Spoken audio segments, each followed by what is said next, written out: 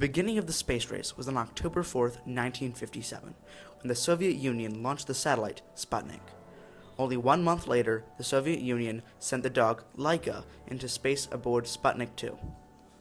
In response to the Soviet advances in technology, Dwight Eisenhower founded the National Aeronautics and Space Administration, or NASA, to help the development of the American space program. Thus, the space race was started.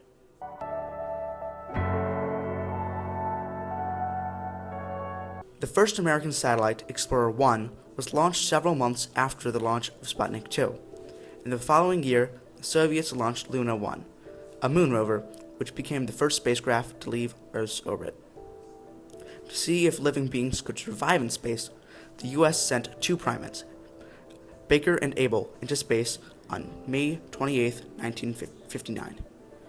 With this proof that humans can survive aboard a space vessel, the USSR sent Yuri Gagarin on the Vostok 1 on April 12, 1961. Only a month later, the U.S. sent Alan Shepard aboard the spacecraft, Freedom 1.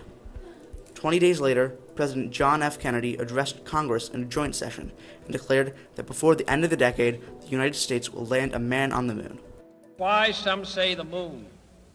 Why choose this as our goal? And they may well ask, why climb the highest mountain? Why, 35 years ago, fly the Atlantic? Why does Rice play Texas? We choose to go to the moon. We choose to go to the moon.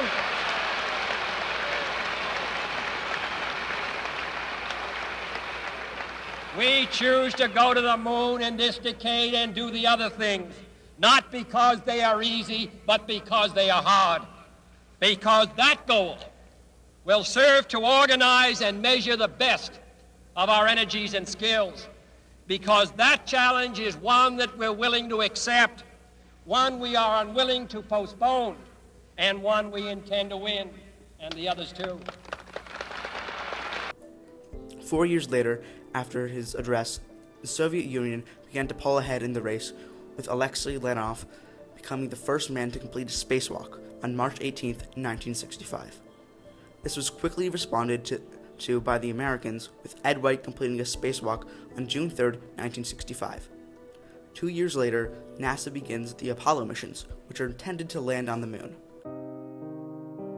January 27, 1967, astronauts Ed White, Gus Grissom, and Roger Chaffee were killed in an explosion aboard Apollo 1 on the testing site.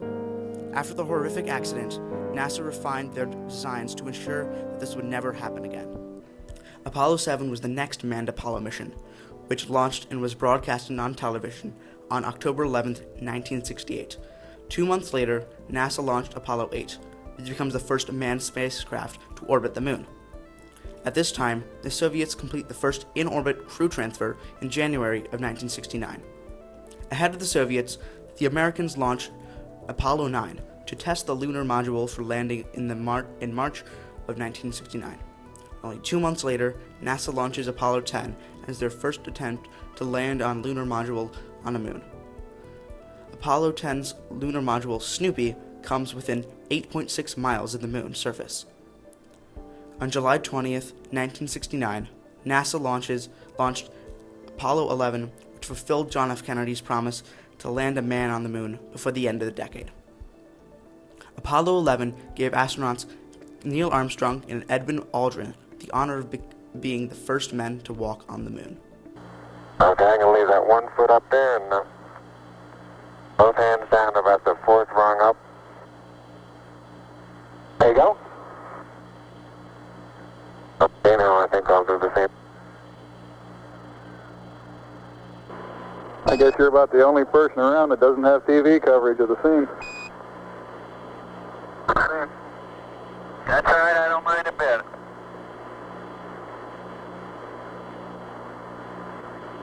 How is the quality of the TV? Oh, it's beautiful, Mike. It really is.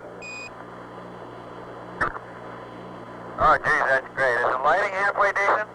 Yes, indeed. They've got the flag up now, and you can see the stars and stripes on the... Landing on the moon was the unofficial ending of the space race. The event proved to the Soviets that the Americans were superior to them.